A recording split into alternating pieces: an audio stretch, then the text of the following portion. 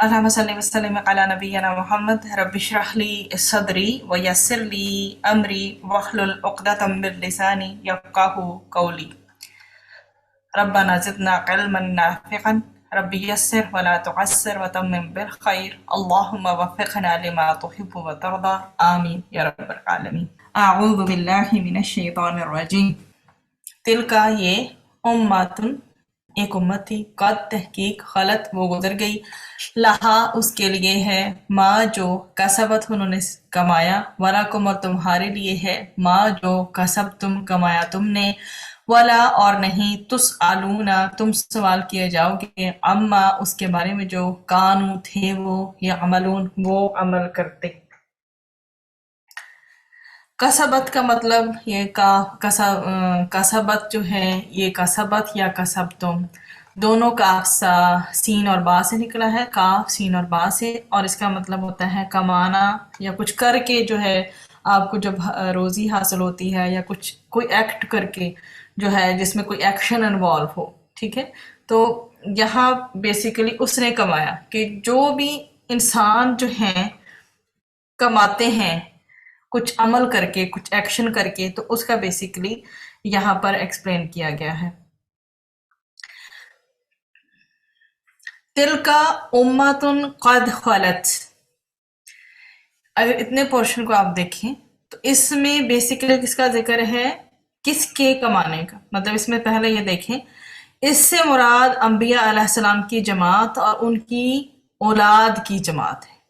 انبیاء علیہ السلام کی جماعت اور ان کی اولاد کی جماعت ہے۔ اب آگے دیکھیے پھر کسبت کا میننگ آپ کو مزید کلیئر ہو جائے گا۔ لہا ما کسبت ولکم ما کسبتم،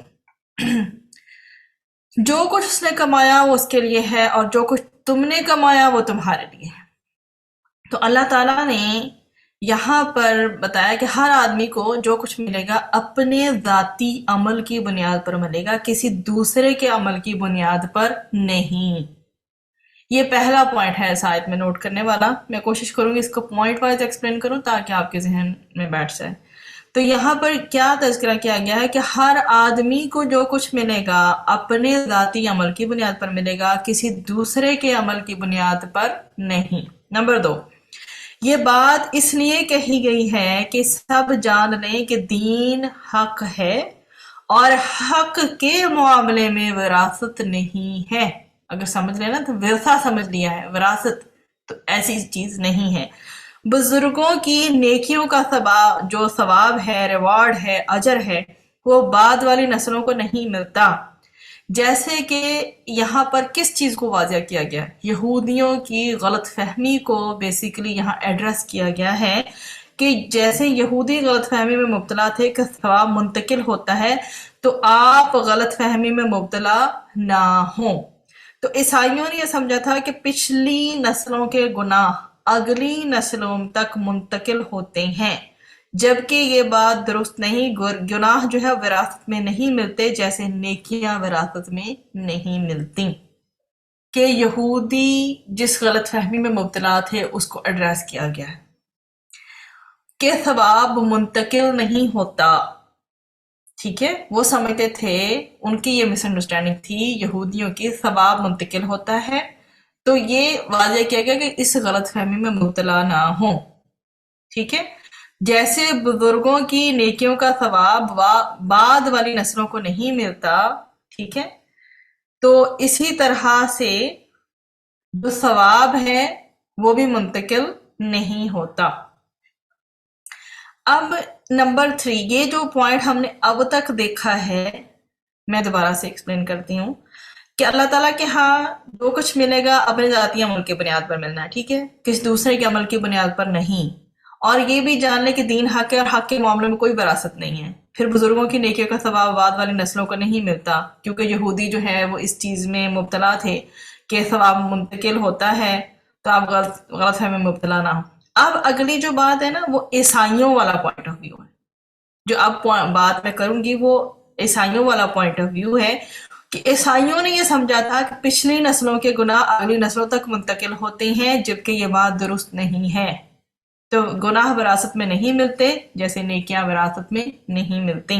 ہر انسان نے جو خیر اور شر کمایا تو ان کا خیر تمہیں نفع نہیں دے گا اگر تم برائی کماتے ہو تو اب میننگ ان دی اینڈ یہ نکلتا ہے کہ ہر انسان کو جو کچھ ملے گا، یہ ہے اس آیت کا تھیم اتنے پورشن کا، کہ ہر انسان کو جو کچھ ملے گا اپنے ذاتی اعمال کی وجہ سے ملے گا، کسی دوسرے کے اعمال اس پر اثر انداز ہونے والے نہیں ہیں۔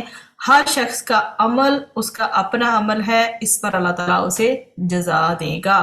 وَلَا تُسْأَلُونَ عَمَّا كَانُوا يَعْمَلُونَ، تم سے یہ نہیں پوچھا جائے گا کہ وہ کیا کرتے تھے۔ پہلا پوائنٹ اس میں یہ دیکھ لیجئے، تم سے یہ نہیں پوچھا جائے گا کہ وہ کیا کرتے تھے۔ نمبر 2، اس سے یہ پتہ چلتا ہے کہ ہر انسان اپنے عمل کا ذمہ دار ہے۔ نمبر 3، اللہ تعالیٰ کسی کے گناہوں کا مواخذہ دوسرے سے نہیں کرے گا، ہر شخص کو اس کا ایمان اور تقوی کام آئے گا۔ لہذا یہ خیال رکھنا کہ انبیاء کی اولاد ہیں، ان کے طریقے پر ہیں، درست نہیں۔ اپنے حالات پر غور کرنے اور دیکھنے کی ضرورت ہے کہ میرے اعمال مجھے اللہ تعالیٰ کے یہاں نجات دلائیں گے یا نہیں۔ ٹھیک ہے، تو ضروری یہ چیز ہے کہ انسان جو کچھ وہ کر رہا ہے اس کے اوپر اس کی نظر ہو کہ جو میں کر رہا ہوں یہ حق پر مبنی ہے کہ نہیں، یہ دین اسلام کی روشنی میں ہے یا نہیں ہے۔ ان آیات میں بیسیکلی پہلے جو ہے آپ آیت نمبر 133 اور 134 ابھی ہم نے کمپلیٹ کی ہے۔ پچھلی آیت میں وصیت کا بیان تھا، اس پر یہود نے کہا تھا کہ حضرت یعقوب علیہ السلام نے ہرگز یہ وصیت نہیں کی تھی، بلکہ انہوں نے تو یہودیت پر قائم رہنے کی وصیت کی تھی۔ اس پر اللہ تعالیٰ نے فرمایا کیا تم ان کی موت کے وقت وہاں موجود تھے جبکہ حضرت یعقوب علیہ السلام نے مصر میں جا کر لوگوں کو جو ہے بت ستارے بیل اور بلی وغیرہ کو پوجتے دیکھا، اور ان کو اس بات کا خوف ہوا تھا کہ کہیں میرے بعد یہ لوگ ان کو دیکھ کر بت پرست نہ ہو جائیں، تو انہوں نے اپنی سب اولاد کو بلا کر پوچھا تھا کہ تم میرے بعد کس کی عبادت کرو گے؟ تو انہوں نے پھر کیا جواب دیا کہ ہم آپ کے خدا کی جو ہے اور عبادت کریں گے، اور آپ کے باپ دادا حضرت ابراہیم علیہ السلام، حضرت اسماعیل علیہ السلام، حضرت اسحاق علیہ السلام کا جو واحد خدا ہے ہم اس کو ہمیشہ اسی پیٹرن پہ چلیں گے، فرما برداری کے ساتھ فرما بردار رہیں گے۔ ظاہر ہے کہ تم اس وقت موجود نہ تھے، پھر تم کس لیے انکار کرتے ہو؟ تم اس بات پر فخر کرتے ہو کہ تم ان بزرگوں کی فرما بردار اولاد ہو، اور اگر تم سے تمہارے اعمال کی بات پرس ہوئی تو تم اپنی برات میں ان کے اعمال پیش کرو گے۔ یہی بات یہاں واضح کی جا رہی ہے، تمہارا ان سے کیا تعلق؟ وہ تو پاک باز لوگ تھے، گزر گئے، ان کے اعمال ان کو نفع ہوگا ان کے اعمال کا، اور تمہارے اعمال سے تمہیں، اور تم ان کے اعمال کے جو ہے وہ جواب دہ نہیں ہو۔ بارک اللہ فیکم، سبحان ربک رب العزت عما یصفون وسلام علی المرسلین والحمد للہ رب العالمین۔